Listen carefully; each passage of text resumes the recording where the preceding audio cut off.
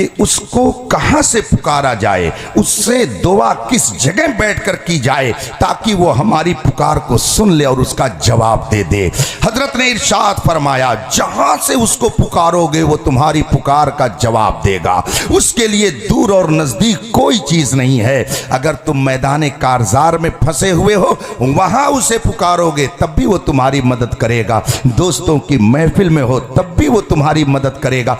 जहां से उसको पुकारोगे वो तुम्हारी पुकार को सुनता है और तुम्हारा जवाब देता है। कहा हुजूर ये भी बात समझ में आ गई। अब तीसरा सवाल और है। उसने जब ये तीसरे सवाल की बात की, हजरत ने फरमाया बताओ क्या है। उसने कहा हुजूर ये बताइए, जब दुआ खुदा ही कबूल करता है और जहां से उसे पुकारा जाए, जहां से दुआ की जाए, वो दुआ अगर कबूल करना चाहे तो कर लेगा, तो हुजूर ये सुन्नी उलमा और मशाइख अपने मानने वालों को मज़ारों पे क्यों भेजते हैं? क्यों कहते हैं कि छोचा चले जाओ? क्यों कहते हैं अजमेर चले जाओ? आया कोई मुरीद, हजरत मेरे शादी को 6 साल हो गए लेकिन अभी तक कोई बच्चा नहीं है। शेख कहता है कि जाओ मन्नत मानो बड़े पीर साहब की, तोशा शरीफ मान लो, और अगर अल्लाह तौफीक दे तो अजमेर मुअल्ला चले जाओ।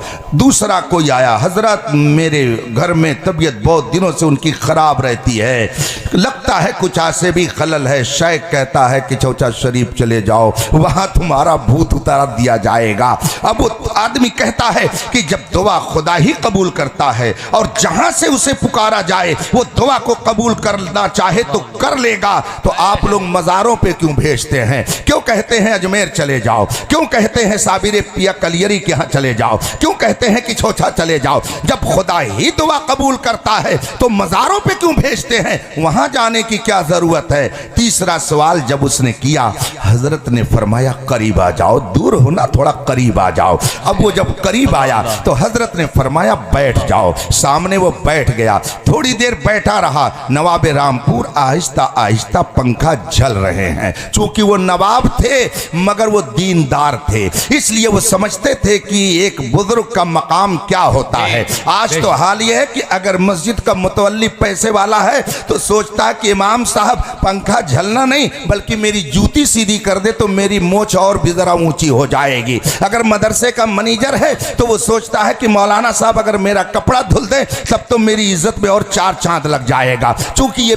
बददीनी की और दीनदारी से दूरी की सब निशानियां हैं, मगर पहले के लोगों में ऐसा नहीं था। आज तो उलमा में वली कम होते हैं, पहले के बादशाह भी वली हुआ करते थे। हजरत शमसुद्दीन अल्तमश की तारीख उठा करके देख लीजिए, पता चल जाएगा। न जाने कितने उलमा मशाइख मौजूद हैं, मगर शेख ने यह शर्त लगा दी थी कि मेरे इंतकाल के बाद मेरी नमाज जनाजा वो पढ़ाएगा जिससे कभी तहज्जुद न छूटी हो। तो उलमा पीछे मौजूद है, मशाइख पीछे मौजूद है, कोई आगे बढ़ने के लिए नहीं जा रहा है। दुनियादार भी हैं, दीनदार भी हैं, मगर नमाज जनाजा पढ़ाने के लिए आगे कोई जा रहा है तो वक्त का बादशाह जा रहा है। इससे अंदाजा लगाइए कि उस जमाने के हुक्मरानों का दर्जा कैसा होता था। वो नवाब पंखा पीछे से झल रहा है, हजरत ने उसको बुला करके बैठा दिया। थोड़ी देर वो बैठा रहा, का अपनी जगह पे चले जाओ। वो चला गया। कुछ देर इधर उधर की बातें हुई। उसके बाद में हजरत अली हुसैन अशरफी मियाँ रहमतुल्लाह ताला ने फरमाया, वो सवाल करने वाला किधर गया? उसने कहा जी हुजूर मैं हाजिर हूँ। कहा यहाँ आकर के बैठ जाओ। कहा हुजूर एक बार बुला करके तो आपने बेइज्जत कर दिया कि बगैर जवाब दिए वापस कर दिया। हुजूर फिर बुलाना चाहते हैं? कहा नहीं नहीं, आओ करीब आओ। अब जब दोबारा वो करीब आया तो हजरत ने उससे पूछा, ये बताओ कि तुम यहाँ जब बैठे आकर के अभी इससे पहले तो तुम्हें पंखे की हवा लग रही थी कि नहीं लग रही थी? उसने कहा जी हुजूर पंखे की हवा लग रही थी। कहा जब मैंने तुमको यहाँ से वहाँ भेज दिया तो पंखे की हवा तुम तक जा रही थी कि नहीं जा रही थी? कहा नहीं हुजूर नहीं जा रही थी, वहाँ पंखे की हवा मुझे नहीं मिल रही थी, मैं यहाँ था तो मुझे पंखे की हवा लग रही थी। हजरत ने फिर नवाब रामपुर से पूछा, नवाब साहब ये बताइए कि आप पंखे की हवा मुझे दे रहे हैं कि इसे दे रहे हैं? ये पंखे की हवा आप मेरे लिए इस्तेमाल कर रहे हैं कि इसके लिए कर रहे हैं? नवाबे रामपुर ने कहा, हजरत इसकी क्या हैसियत है कि मैं इसको पंखे झलूं? इसकी क्या हैसियत है कि मैं इसको हवा दूं? इसकी क्या हैसियत है कि मैं इसके सामने खड़े होकर के पंखे झलूं? इस जैसे तो न जाने कितने नौकर चाकर खुद ही यहाँ मौजूद हैं।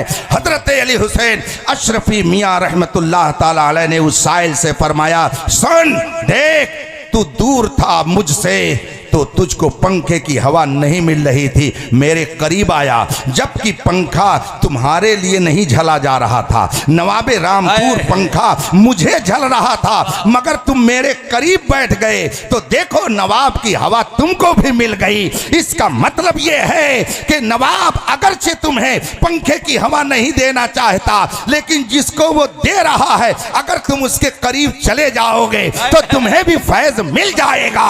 हम अपने अवाम के बारे में ये जानते हैं कि इनके पास वो अमल नहीं है, इनकी जबान में वो तासीर नहीं है, इनका किरदार इतना पाकीज़ा नहीं है, इनकी गुफ्तार में वो लताफत और रवानी नहीं है, इनके दिल के अंदर वो इखलास नहीं है, इनकी जबान में वो सोज नहीं है, हम ये जानते हैं। लेकिन गौस वो है जहां रहमतों की बारिश होती है, ख्वाजा वो है जहां अब्र रहमत बरसती है, हजरत मखदूम पाक वहां है, वो है जहां रहमतों की हमेशा फुहार बरसती है। हम इनको इसलिए वहां भेज देते हैं कि वहां जो रहमत इलाही झमाझम बरस रही है, ऐ मुजरिमों जाओ, तुमको भी वहां से कुछ हिस्सा सुभान अल्लाह। हम इसलिए अल्लाह वालों से अकीदत रखते हैं कि उनके सदक़े में रब हमें भी माला माल फरमा। बेशक सुभान अल्लाह। नारे तकबीर, नारे रिसालत, अज़मत मुस्तफ़ा, फैज़ान गौसे आज़म,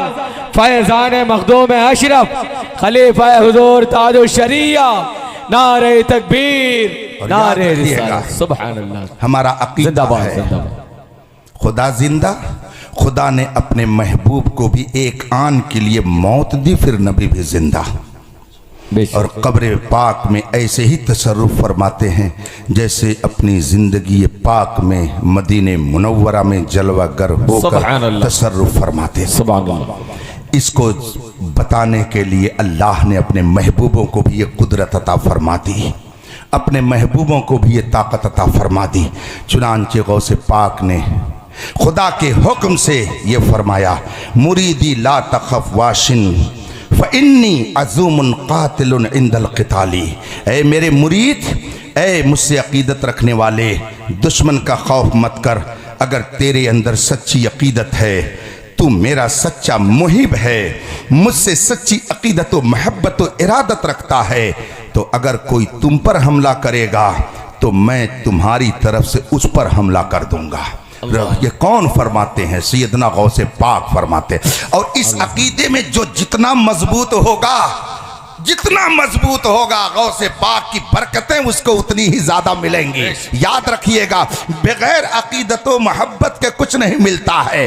जाकर के देख लीजिए, न जाने कितने मुतव्वा और कुतव्वा गुंबदे खजरा के इर्द गिर्द घूमते रहते हैं, मगर वो बेफैज रहते हैं। और यहाँ हिंदुस्तान में हजारों मील की दूरी पर रहने के बावजूद खुदा के करम से हम रसूल पाक का सदका खाते हैं। बेशक हक है, जिंदाबाद जिंदाबाद, हक है।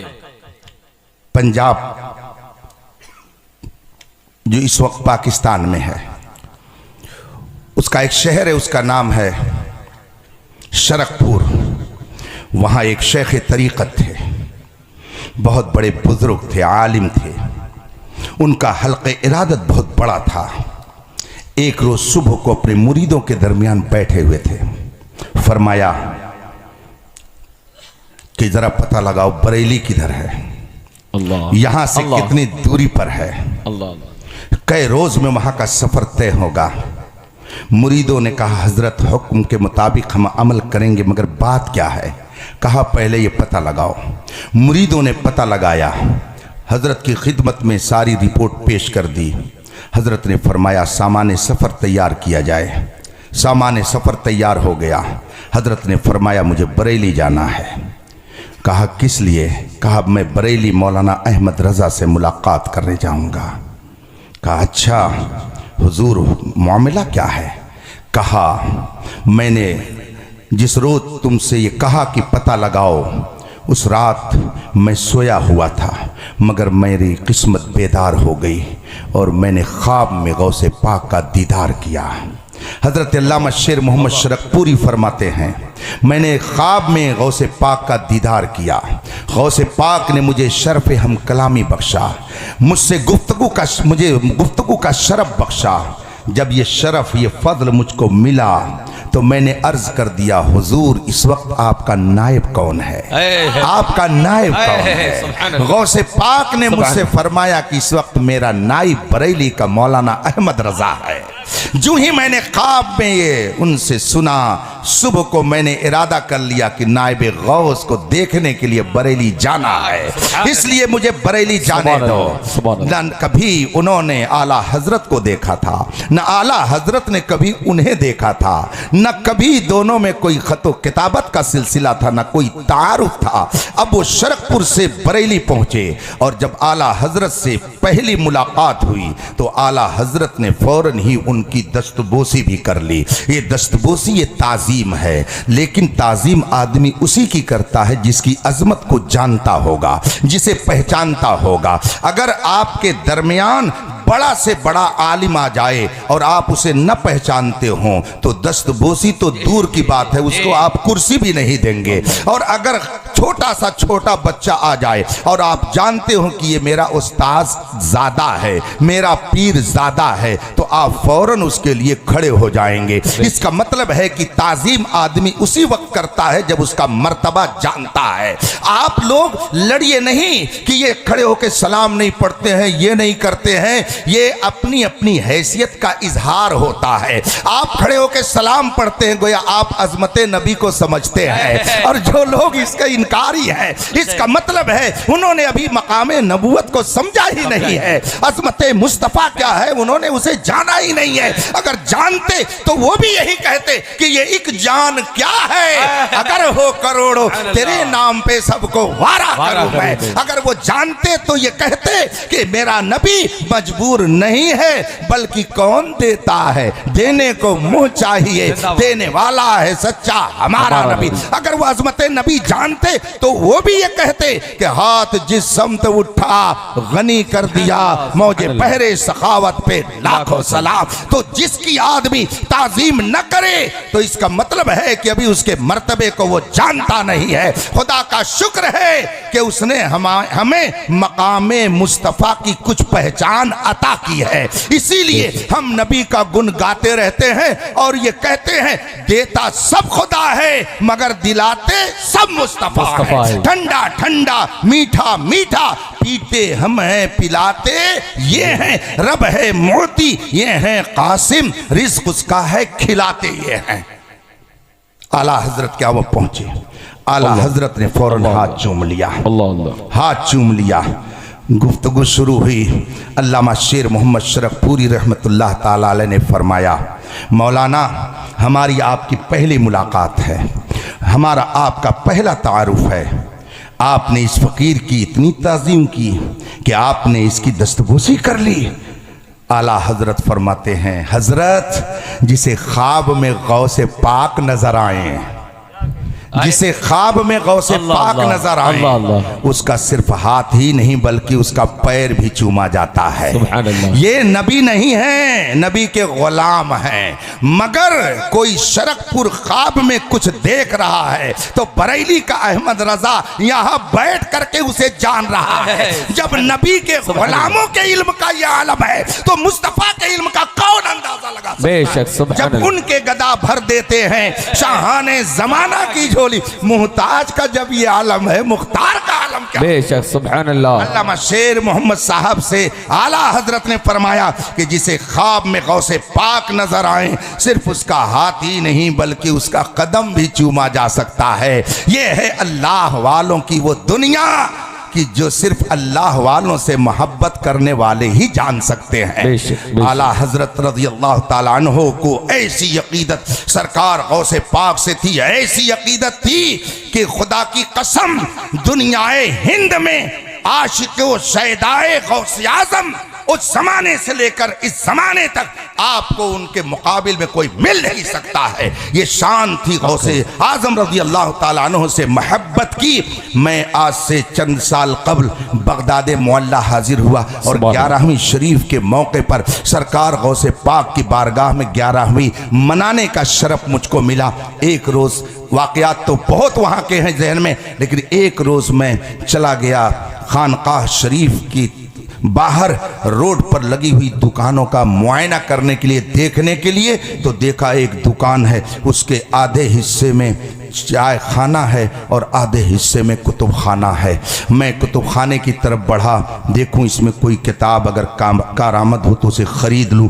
देखा तो एक किताब ऊपर का वर्क फटा हुआ, लेकिन उसके ऊपर लिखा हुआ था वसाया शेख अब्दुल कादिर अल जिलानी रहमहुल्लाह, यानी ये किताब सैयदना गौसे पाक की वसीयतों पर मुश्तमिल है। सैयदना गौसे पाक की वसीयतें इसमें दर्ज हैं। अरबी में वो किताब थी, मैंने वो किताब ख़रीद ली। वो मुझे हैरत से देखने लगा, इसलिए कि बोसीदा किताब, फटा हुआ वर्क कौन लेता है, और वो भी उस वक्त वहाँ के हिसाब से 30,000 दीनार में मैंने ख़रीदा था। और 30,000 दीनार जानते हैं हिंदुस्तान का 100-150 रुपया उस वक्त का, इसलिए कि वो पैसा वहाँ का बिल्कुल भूसा हो चुका था। जंग के बाद मैं गया था, मैंने वो किताब ख़रीद ली। और उसके बाद में जब मैं आया अपनी क़याम गाह पर, मेरी अपनी आदत है, मेरे पास जो किताब कोई तोहफे में आती है मैं उसको एक नज़र ज़रूर देखता हूँ। कोई किताब खरीदता हूँ एक नज़र ज़रूर पढ़ता हूँ। इख्तलाफी मौज़ूआत पर वहाबियत क्या है, देवबंदियत क्या है, नजदियत क्या है, राफिजियत क्या है, असर हाजिर का फितने मौलाइयत क्या है, सुलह कुल्लियत क्या है, मैंने हर मौजू पर किताबों का तकरीबन इस वक्त 1000 किताबों का मैंने मुताला किया है। और अल्हम्दुलिल्लाह तकरीबन 2 दर्जन किताबें मैंने अब तक लिखी हैं जो पूरी दुनिया में पढ़ी जा रही हैं। फतावा अलीमिया एक किताब 3 जिल्दों में है जो 2000 सफ़हात पर मुश्तमिल है। उर्दू में, इंग्लिश में, हिंदी में, अरबी में, गुजराती में, न जाने कितनी ज़बानों में मेरी किताबें आपको नेट पर मिल जाएंगी। ये सब किताबें अल्हम्दुलिल्लाह मैं पढ़ता हूँ, तब अलमारी की जीनत बनाता हूँ। मैंने उस किताब को पढ़ना शुरू किया, 1 सफ़ा पढ़ा, 2 सफ़ा पढ़ा, उसमें मुकद्दमा क्या, ये हज़रत लोग जान, शुरू में जो बातें कुछ लिखी जाती हैं तमहीद के तौर पर, उसे मुकद्दमा कहा जाता है। इराक शरीफ के किसी प्रोफेसर ने उसका मुकद्दमा लिखा था, बहुत अच्छा मुकद्दमा उसने लिखा। मेरी दिलचस्पी बढ़ गई, मैं उसको पढ़ने लगा। पढ़ते पढ़ते मैं एक मकाम पे जाकर के रुक गया। तन्हाई में भी मुझे मुस्कुराहट ने आ घेरा और मैं अपने दिल में सोचने लगा कि सुभान अल्लाह, हिंदुस्तानी मुसलमानों की क्या शान है। इराक के उस प्रोफेसर ने उस मुकद्दमे में लिखा था कि यूं तो गौसे पाक के चाहने वाले पूरी दुनिया में फैले हुए हैं, मगर वो कौन से मुल्क हैं जो नुमाया है और जहां के लोग सरे फहरिस्त हैं गौसे पाक से मोहब्बत करने वालों में। तो खुदा की कसम उस प्रोफेसर ने उन नामों में दूसरे नंबर पर हम हिंदुस्तानियों का नाम दिया था। इसका मतलब यह है कि अल्हम्दुलिल्लाह गौसे आजम के यहाँ रहने वाले खुद्दाम भी ये समझते हैं हिंदुस्तान का मुसलमान अपने बुजुर्गों का गद्दार नहीं है, बल्कि उनका वफादार बन करके जिंदगी। बेशक सुभान अल्लाह। जब तक बुजुर्गों के वफादार रहोगे, इसी तरीके से मुश्किलात में भी मुस्कुराते रहोगे। और अगर उनसे रिश्ता तोड़ लोगे तो हो सकता है दुनिया मिल जाए मगर आखिरत नहीं मिल सकती है। इसलिए आज ले उनकी पनाह, आज मदद मांग उनसे, कल न मानेंगे कयामत में अगर मान गया।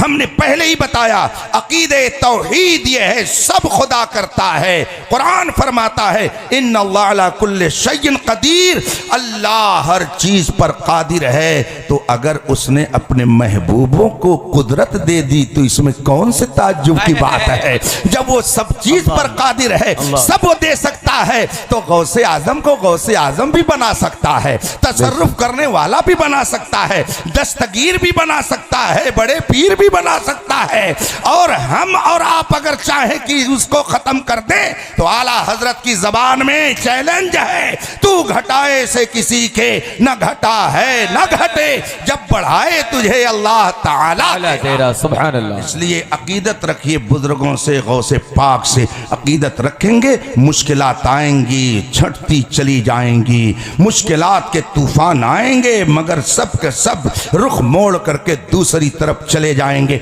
आला हजरत का आखिरी वाक़या बयान करके मैं आपसे रुखसत होता हूं, ताकि आपको ये यकीन की दौलत मिले कि बिलाशुबहा खुदा अपने महबूबों के जरिया मुसलमानों की कैसी मदद फरमाता है। आला हजरत ने एक मसला लिखा, उसकी तफसील में नहीं जाऊंगा।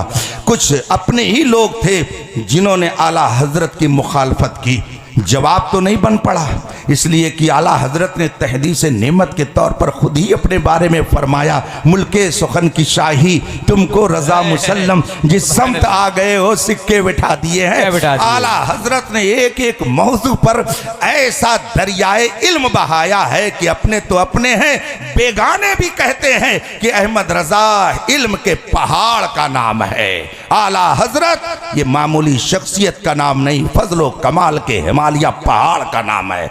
आला हजरत ने जिस मौजू पर किताब लिखी थी, कुछ लोगों ने मुखालफत की, लेकिन जब उनका बस न चला तो उन्होंने आला हजरत को माअज़ल्लाह कत्ल कराने का प्लान बना लिया। दुश्मनी में आदमी कहीं तक भी जा सकता है। आला हजरत हर नमाज के लिए मस्जिद तशरीफ़ ले जाते थे, हत्ता कि जब आपकी तबीयत ज़्यादा अलील हो गई और ख़ुद अपने कदम नाज से मस्जिद चलने की ताकत नहीं पा रहे थे, तो आपको कुर्सी पे बिठाया जाता और लोग कुर्सी पे बिठा करके मस्जिद ले जाते और आला हजरत मस्जिद में जा करके नमाज का एहतमाम करते थे। उनके ज़ुहद व तक़वा